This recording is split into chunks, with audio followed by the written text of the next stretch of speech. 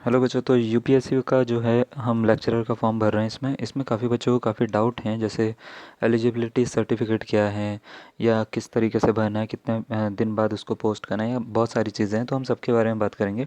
सबसे पहले तो आपको क्या करना है, ये है यूकेपीएससी की साइट है, इस पे चले जाना है। वेबसाइट पे जाके आपको 3 ऑप्शन मिलेंगे।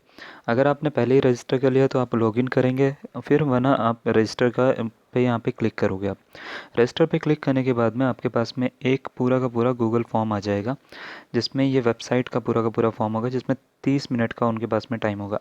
अब यहाँ पे पहला जो कॉर्नर है, पहला है कैंडिडेट नेम। इसमें आपको अपना नाम भरना है, फिर फादर नेम। इसमें फादर का नाम भरना है। मैं इसको पूरा का पूरा भर के भी बताऊंगा। तो मैंने एक पूरा का पूरा फॉर्म भर लिया है, मैं उसके बारे में पूरा का पूरा बताऊंगा। मैं आपके लिए बता रहा हूँ कि क्या क्या आपको करना है। ठीक है, मदर्स नेम भरना है, डेट ऑफ बर्थ भरनी है, उसके बाद रिलीजन मेल हो या फीमेल हो, और उसके बाद मैरिड हो या अनमैरिड हो। ठीक है, और उसके बाद मैरिड हो या अनमैरिड हो, ये आपको भरना है। ठीक है, अब इसके बाद में नेशनलिटी आ जाते हैं, इंडियन हो आप तो ये। और इसके बाद आपसे कुछ क्वेश्चंस पूछे जाते हैं, जैसे कि आपका एम्प्लॉयमेंट ऑफिस में नाम है या नहीं है। आपका होना ज़रूरी है और आप इस पे यस करोगे। ठीक है ना। उसके बाद यहाँ पे रजिस्ट्रेशन नंबर भरोगे। यहाँ पे आप डिस्ट्रिक्ट डालोगे, जोन सी आप डिस्ट्रिक्ट में आपका एम्प्लॉयमेंट ऑफिस में नाम है। सपोज़ आप चमोली में रहते हो तो, और चमोली से ही आपने करवाया है, तो आप चमोली डालोगे। देहरादून रहते हो तो देहरादून डालोगे, इस तरीके से। ठीक है, उसके बाद अगर आप एम्प्लॉयड हैं, एम्प्लॉयड यानी किसी गवर्नमेंट सर्विस पे हैं, तो यस करोगे वरना नो करोगे।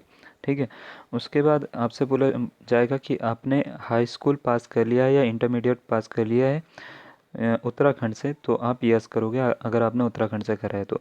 उत्तराखंड से अगर आपने नहीं करा होगा तो ये फॉर्म जो है वो आगे नहीं भरा जाएगा आपसे। ठीक है ना। फिर आ जाते हैं, आपसे ये पूछा जाता है कि आपके जो स्पाउस हैं या पेरेंट्स हैं, वो कोई आर्म फोर्सेस में कोई रेगुलर एम्प्लॉय तो नहीं है ना। तो आप नहीं, या हाँ, अपने हिसाब से उस तरीके से करोगे आप।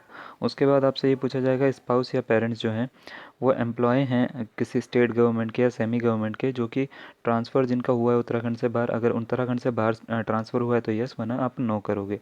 इसी तरीके से आपसे ये वाला थर्ड वाला क्वेश्चन भी पूछा जाएगा कि सेंट्रल गवर्नमेंट में तो नहीं है, सेंट्रल गवर्नमेंट में हो, ट्रांसफ़र लिया है या नहीं लिया है, तो इस पे भी आप नो करोगे। उसके बाद परमानेंट रेजिडेंट उत्तराखंड के ही हो आप, तो आप यस करोगे यहाँ पे। ठीक है ना। और उसमें भी आपको ये बोला जाएगा कि आप बाहर रह रहे हो या नहीं रह रहे हो, तो आप येस और नो उस हिसाब से करोगे। आप वैसे तो बाहर रह भी रहे होंगे तो भी आप नो ही करना, क्योंकि आपको परमानेंट रेजिडेंट का प्रूफ तो यहीं का ही देना है। ठीक है ना। उसके बाद आ जाते हैं कि आपके स्पाउस या पेरेंट्स जो हैं वो रेजिडेंट हैं उत्तराखंड के और रिसाइड कर रहे हैं, यानी रहते हैं बाहर उत्तराखंड से अपनी आजीविका कमाने के लिए, तो आप यस या नो उस हिसाब से करोगे। उसके बाद आपको डोमिसाइल का यहाँ पे यस करना है, उत्तराखंड का डोमिसाइल होना ज़रूरी है।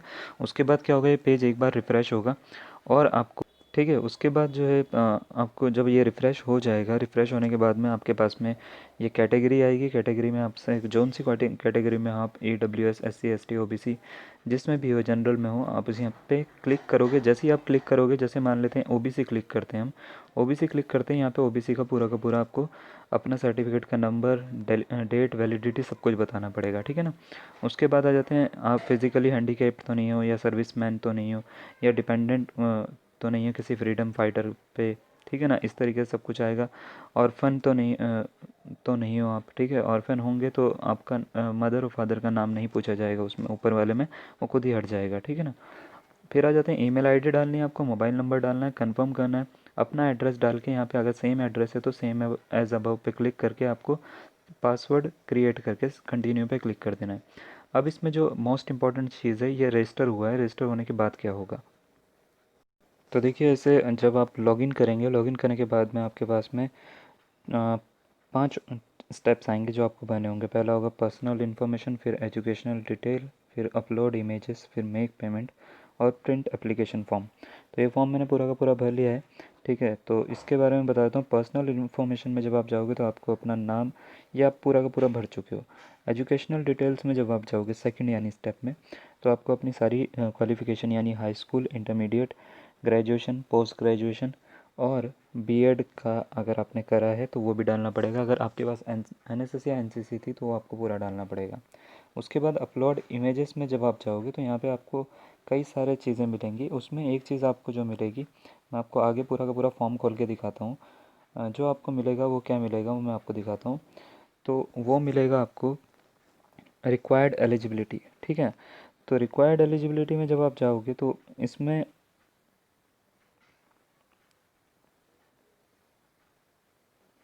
जो आपको डॉक्यूमेंट अपलोड करने हैं वो कौन कौन से करने हैं।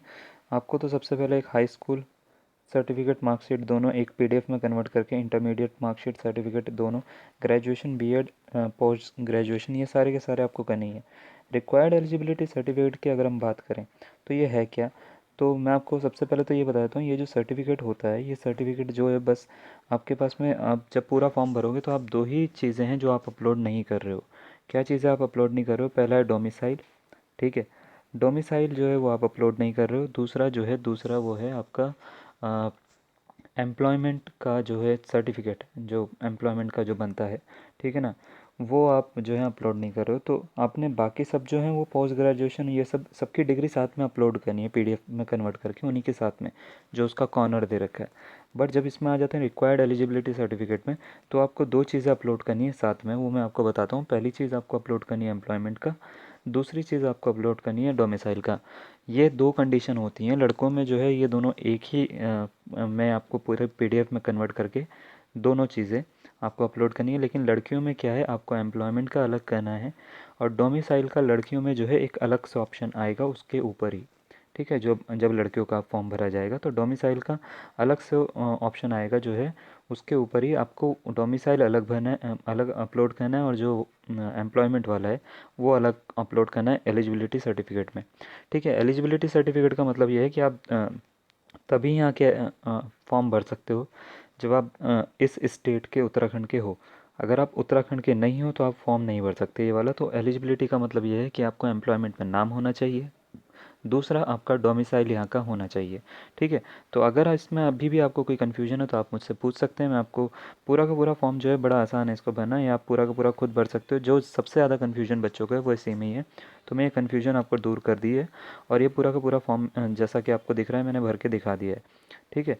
तो ये पूरा का पूरा फॉर्म भर रखा है, ठीक है, बिकॉज़ मैंने पहले ही भर चुका हूँ मैं ये फॉर्म, और बच्चों की जो रिक्वेस्ट आई है वो बाद में आई है, तो मैंने इसलिए आपको ये पूरा का पूरा बता दिया है। तो आई होप अभी आपको कोई डाउट नहीं होगा। अगर अभी भी आपको कोई डाउट है तो आप मुझसे पूछ सकते हैं, ठीक है। तो आज के लिए इतना ही, धन्यवाद।